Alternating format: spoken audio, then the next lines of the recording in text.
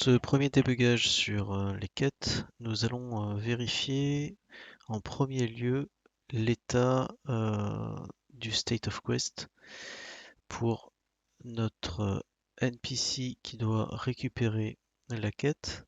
Donc ici en fait on va le laisser en waiting. Ok, on va vérifier ça. Ensuite, deux éléments qu'on va vérifier. Euh, on va vérifier que les get soient bien des getref et non des getCopy.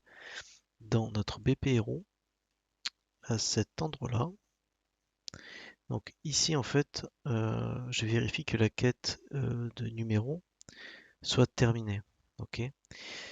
Ici, faire attention de ne pas utiliser un get copy, mais bien un getref. Donc moi, ce que je vous invite à faire, c'est à le supprimer, vous retirez, vous faites get et vous prenez le get ref. Je relis, je mets ma structure. Donc vous voyez ici, on a un losange, hein, pas un rond. Donc ça, c'est le premier élément à vérifier.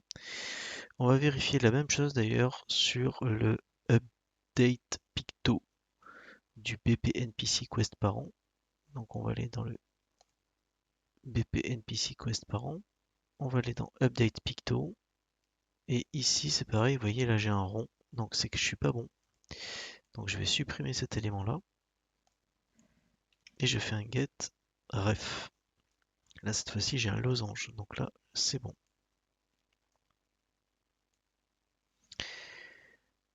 Ensuite on va aller dans le UI.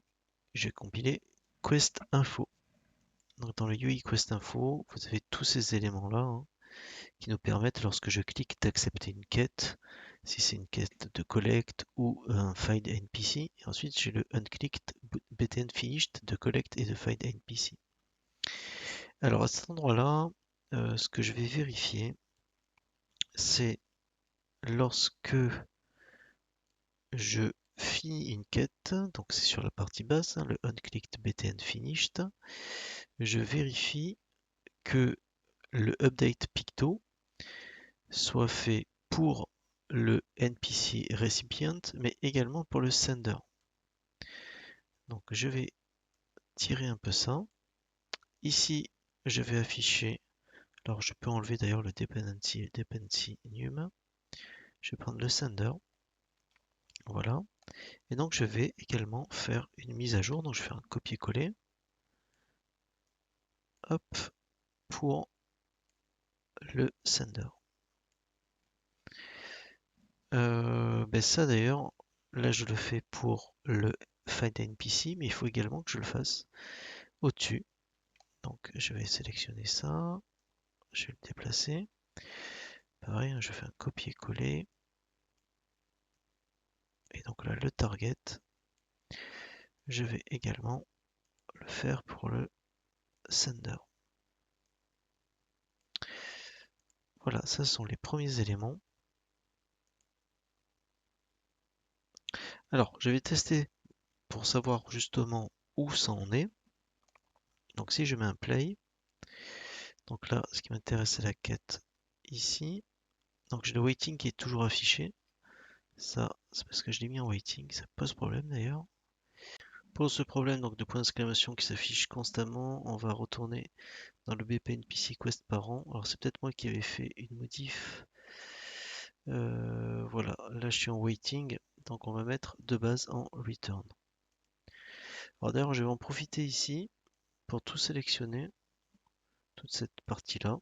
Je vais mettre un commentaire. Et voilà, cette partie-là en fait, c'est en gros, est-ce que la quête, on va l'appeler num, celle qui est en référence, a été rendue. Ok, donc ça donc en return. Si c'est le cas, donc si c'est true, du coup on renvoie au switch, etc. Ok, on va juste tester, savoir si du coup le point d'exclamation est parti. Parce que là donc il doit être en mode return, hein. Voilà, là il est bien en mode return. Alors on va voir quand même que on va toujours avoir la problématique, c'est qu'il va rester en return. Et je vais vous expliquer pourquoi. Je vais essayer de prendre une potion. Hop, je rends la quête, finished, voilà. Et là, vous voyez que le point d'exclamation ne s'affiche pas. En revanche, si j'accepte la deuxième mission, donc d'aller chercher une lanterne, et que je récupère cette lanterne,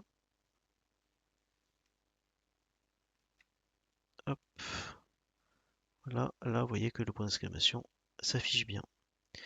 Donc, le souci, c'est que on a dans la mise à jour des pictos, la mise à jour ne se fait pas sur le deuxième NPC qui est en relation avec notre quête ici, à savoir, voilà, donc là je suis en 3, il est dépendant donc du 2, ok? Le 2 il est ici, lui il n'est pas dépendant, et donc on doit bien aller rendre la quête au NPC 3, et une fois que tout ça c'est fait, et donc cette quête a été validée, donc retournée, celle-ci est enclenchée. Par contre, lorsqu'elle est enclenchée, le point d'interrogation n'apparaît pas. Alors il n'apparaît pas pourquoi? En fait, on va retourner dans le BPNPC Quest Parent et la problématique sur le update Picto, c'est qu'il n'est pas mis à jour pour le deuxième PNJ, celui qui est enclenché lorsque l'autre PNJ a réussi sa quête. La preuve, hein, si je vais sur l'event graph et que je mets un event tick sur l'update Picto, donc si je mets à jour, je compile, je sauvegarde. Donc là, ça veut dire qu'à chaque frame, il met à jour les quêtes. J'accepte la quête de life. Je vais récupérer une potion. Là, on voit que c'est bon, hein, c'est validé. Je finis ma quête. Et là, hop, ça marche. Donc c'est cool. On se dit, bon, ben, très bien, on n'a plus qu'à faire ça. Et puis on a fini. Je vais quand même finir la quête, voir si tout est bon. Hop. Et là, on a bien le point d'interrogation. Oui, mais moi, je veux pas que j'ai dans mon jeu à chaque frame une mise à jour de toutes les quêtes de mon jeu. Ça serait un peu trop énorme. Je pourrais enclencher un événement sur le update Picto, mais à quel moment l'enclencher, cet événement? Surtout que la problématique, c'est que ce update Picto doit s'effectuer lorsque je suis en train de gérer toutes mes quêtes. Et donc ici à la fin, ce que j'ai envie de faire, c'est non seulement de mettre à jour le NPC Sender, le NPC Recipient, mais il faudrait aussi mettre à jour le NPC à venir. Donc on n'a plus qu'une seule solution, c'est d'aller dans les structures. Donc là c'est Content, Game Element,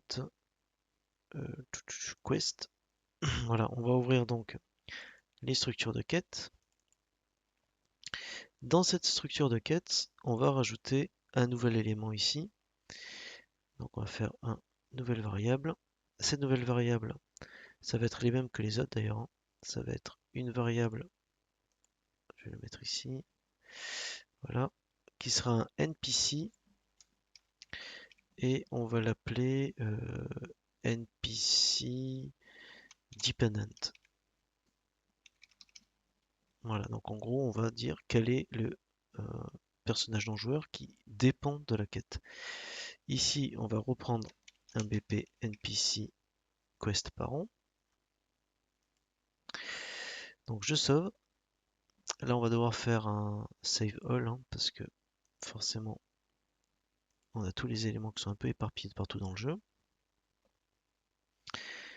Rappelez-vous, il faut également que j'ouvre mon BP Quest pour le mettre à jour. Et ce, afin de voir apparaître cette nouvelle variable dans ma structure. Donc ma structure, maintenant, je peux la fermer. Ok, donc maintenant, j'ai le NPC Dependent qui apparaît ici.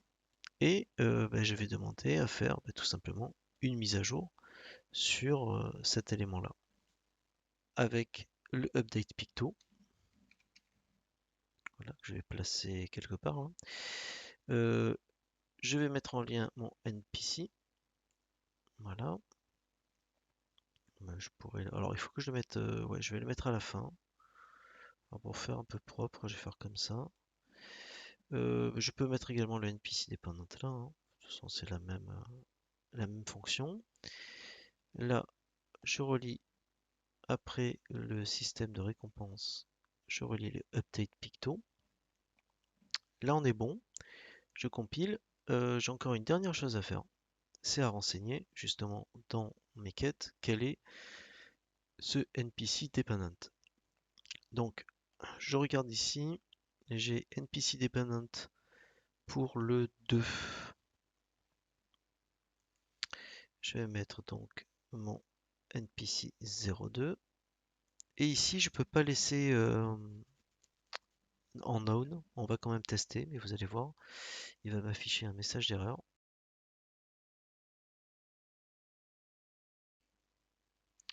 Je finis ma quête et je mets échappe. Donc là, le problème, c'est ce message d'erreur. Donc là, il nous indique que, ben, en gros, il manque un NPC dependent lorsque j'ai rendu ma quête. Si je clique dessus, j'arrive bien sur le update picto à la fin, lorsque je clique en fait sur le bouton finished. Donc ben, il va falloir que je renseigne également le NPC dependent. Je vais cliquer sur mon ppsquad creator. Et donc ici en fait je peux pas laisser down hein, comme je vous avais dit. On va remettre le BP NPC 02.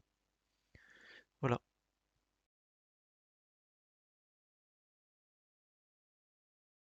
Donc voilà, maintenant vous allez pouvoir créer autant de quêtes que vous voulez. On va faire une dernière petite modif pour vous montrer justement qu'avec ce principe-là, on peut vraiment gérer toutes les quêtes de la manière souhaitée et à la volée. On va imaginer par exemple que cette quête 3 soit donnée non pas par le NPC Quest 2, mais par le 3 lui-même. Donc en gros, il va vous donner une première quête qui va ensuite faire apparaître une nouvelle quête. Donc là, hop, on va mettre Quest 3 également. Voilà, j'enregistre. Donc là, je vais mettre play. Je me rends donc sur mon NPC 1. Donc là, j'accepte la quête. Je vais aller prendre ma potion de vie. Sauf que cette fois-ci, lorsque je vais rendre la quête, vous allez voir, automatiquement, vous voyez que la quête s'affiche sur notre UI Quest. J'accepte la quête. Je vais aller chercher la lanterne. Et là, c'est bon. Il accepte. Ok, donc vous voyez, en fait, vous êtes vraiment libre de demander n'importe quelle quête à partir de n'importe quel personnage non joueur, qu'elle soit rendue à n'importe quel personnage non joueur, voire même à lui-même, voire même rencontrer un nouveau personnage non joueur, ou faire une collecte, ramasser des objets, etc. Voilà, dans la prochaine vidéo, ben, on va essayer de faire en sorte que les pictogrammes soient toujours face au joueur.